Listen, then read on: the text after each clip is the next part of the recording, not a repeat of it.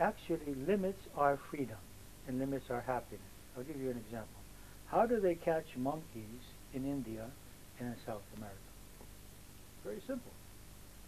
You take a bottle, which is like those old milk bottles that we used to have, and which has a large base but a smaller neck, but large enough for the monkey to get his hand into the bottle. You put peanuts or a banana in there, and the monkey puts his hand in, grabs the peanuts or the banana, but the hand can't get out as long as he's grabbing this food. Now the monkey never thinks to let go of the food. And the trapper comes and picks him up and puts him in a cage. Now we are like this monkey. We have grabbed on to some things in our life. It might be a relationship or money or a substance or something, which is creating great pain for us, which has us trapped. And the only thing that we have to do is let go of the attachment. But it's so difficult. It's painful because we have invested our happiness and our security and our self-worth in this particular attachment. So we're also here today to learn a way in which we can remove the fear of letting go of these attachments which are creating suffering for us. Okay? Now, in order to explain how this technique works, I would like to talk about my theory of the 4 different systems of belief.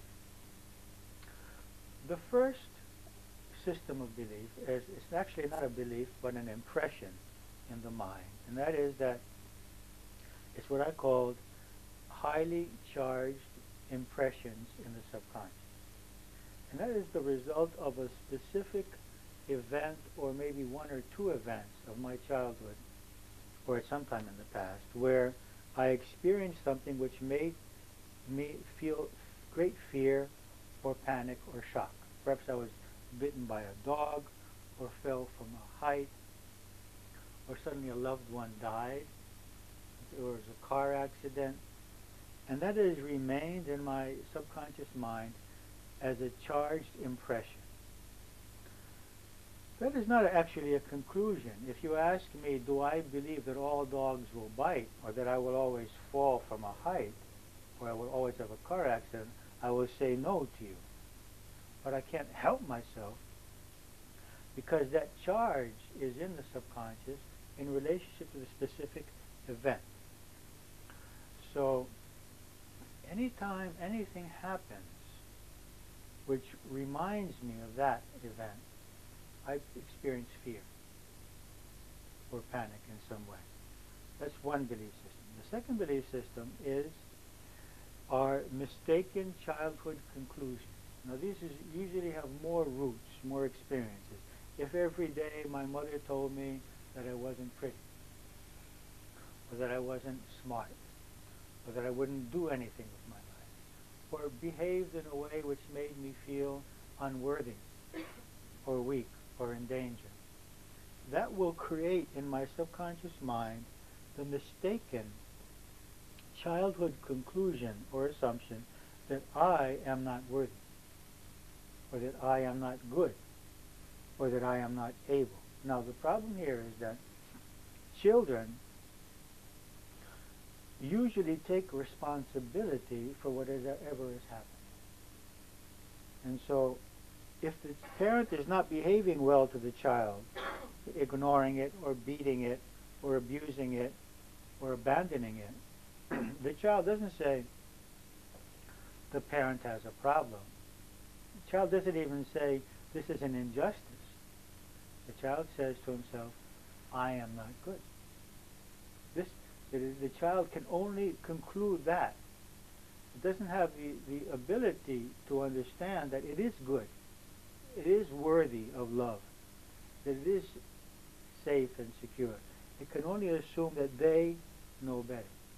Not only that, but children often take responsibility for parents' divorce, for parents' death, for parents' illness, for parents' unhappiness. I mean, it's a very natural conclusion in the child, in the child of a mind of a child. So we need to heal this. This is wrong. This is illusion. This is not true. Okay? But most adults, all of us, have these mistaken childhood conclusions. So these need to be uprooted and healed. Now, I have worked, as I said, 30 years on helping people identify these and then helping them to find a new alternative way of perceiving life through affirmations, through hypnosis, through various systems, childhood regressions and catharsis techniques and psychodrama and all methods. But what we see is that still there is this remaining part in the subconscious which still doubts.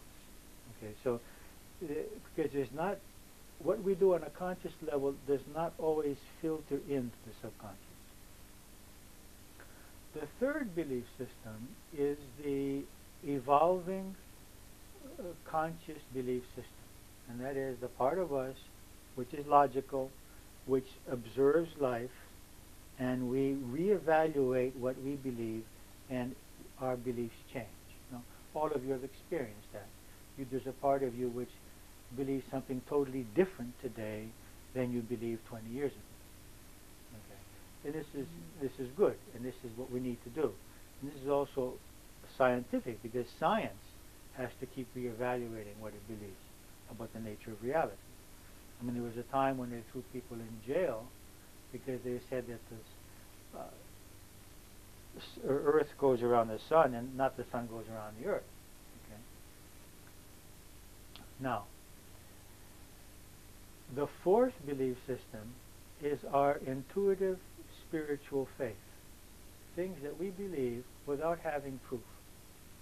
Belief in a divine being, belief in the immortality of the soul, belief in a ultimate justice, that is, that things happen for a reason.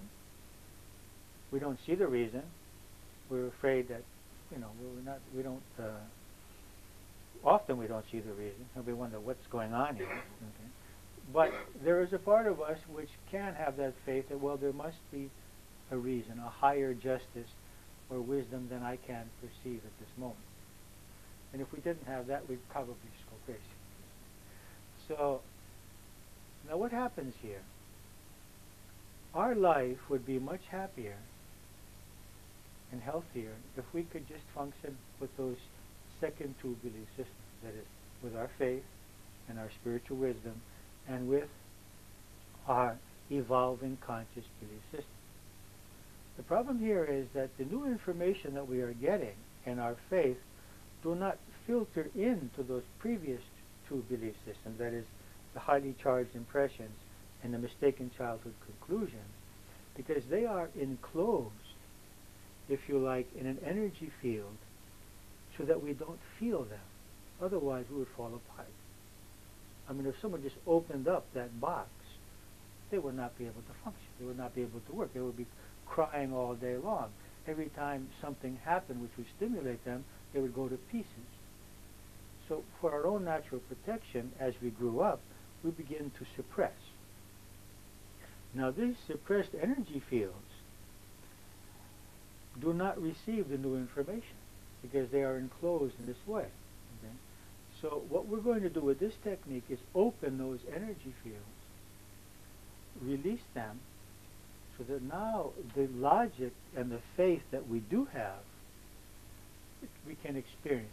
That logic and that faith is there. It's just that when something triggers our fears cover that.